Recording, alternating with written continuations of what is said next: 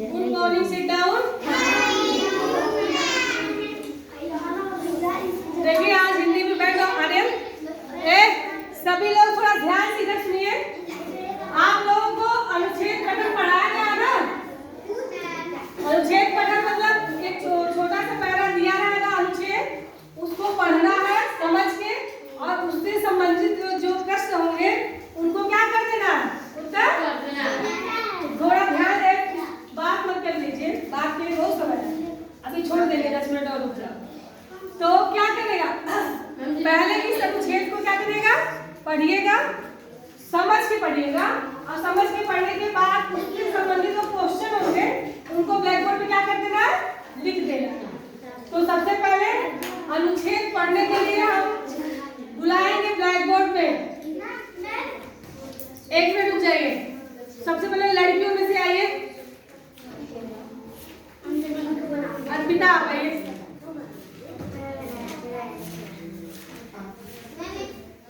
आप यहाँ पर पढ़िएगा, हम बारी बारी सबको बुलाएंगे, चेक कर लेंगे, और ध्यान से सुनिए। इनकी जो लाइन है क्या आप पढ़ रही हो उसके बारे में समझिए, क्योंकि उसी से संबंधित आपके प्रश्न होंगे और उनका उत्तर देना होगा। हाँ, स्टार्ट किया। एक राजा था, वह बहुत समझदार और धुन कर पक्का था। वह जो सोचता उसका हल ढूंढकर ही चैन लेता। और आगे बढ़िए प्रश्न। किसी भी काम में अपनी पराजय उसे बहुत अखरती थी। वेरी गुड भाई। चलिए अब अभी नहीं, अब फिर जिसको बुलाएंगे वो आएगा। कांझा आप आइए, चलिए आप जो मेरे को बहुत अच्छा पढ़ा, आप आइए। सुनो, अनुच्छेद पढ़ लोगे समझ के साथ, तब इन प्रश्नों का आप उत्तर दे पाओगे। अब यहाँ से पढ़िए, ये यहाँ से पढ़िए। एक दिन उसके मन में 3 सवाल उठे। पहला सवाल था, किसी कार्य को करने का सही समय कौन सा होता है। दूसरा सवाल था, किसी बात करनी चाहिए और किसे टालना चाहिए। Very good. देखिए इन्होंने कहा उसके मन में बात करिए। मन में 2 सवाल उठे। पहला सवाल था, किसी काम को करने का सही समय कौन है। दूसरा, किसकी बात सुननी चाहिए और किसको टालना चाहिए। अब इसके बाद आगे से लड़कों में से आएंगे। मधुकर आप आइए, और ये 3 ध्यान पढ़िए, ध्यान से सुन लीजिए। हाँ, और सबसे बड़ी दूसरा सवाल था, सबसे आवश्यक कार्य कौन सा है। अपने इन 3 सवालों का उत्तर पाने के लिए राजा ने अपने राज्य में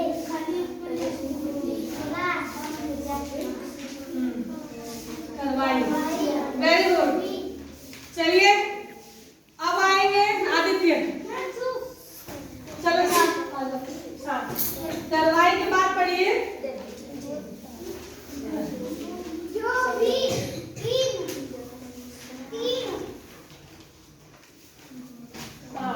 सवालों का उत्तर देगा उसे यथेष्ट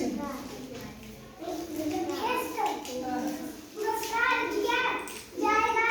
वेरी गुड, बैठ जाओ। ये अनुच्छेद इतना ही है। अभी हम एक बार पढ़ दे रहे हैं, सभी ने सही पढ़ा, थोड़ा सा किसी में मिस्टेक हो, नहीं सबका सही था। एक राजा था, वह बहुत समझदार और धुन का पक्का था। वह जो सोचता उसका हल ढूंढकर ही चैन लेता। किसी भी काम में अपनी पराजय उसे बहुत अखरती थी। वह सोचता क्या उपाय किया जाए जिससे वह कभी न हारे। एक दिन उसके मन में 3 सवाल उठे। पहला सवाल था, किसी कार्य को करने का सही समय कौन सा होता है। दूसरा सवाल था, किसकी बात सुननी चाहिए और किसे टालना चाहिए। और सबसे बड़ा तीसरा सवाल था, सबसे आवश्यक कार्य कौन सा है। अपने इन 3 सवालों का उत्तर पाने के लिए राजा ने अपने राज्य में घोषणा करवाई। जो भी इन 3 सवालों का उत्तर देगा उसे यथेष्ट पुरस्कार दिया जाएगा। ये बस इतना ही है और इसी में से यह प्रश्न बनाएगा जिससे हम पूछेंगे वही उत्तर देगा। पहला, राजा कैसा था, जिसको हम उठाएंगे वही बताएगा। चलिए श्रेया आप बताइए। आप हाथ डाल से उठा लीजिए। बस वही था। आप बताओ अर्पिता। हाँ बताइए।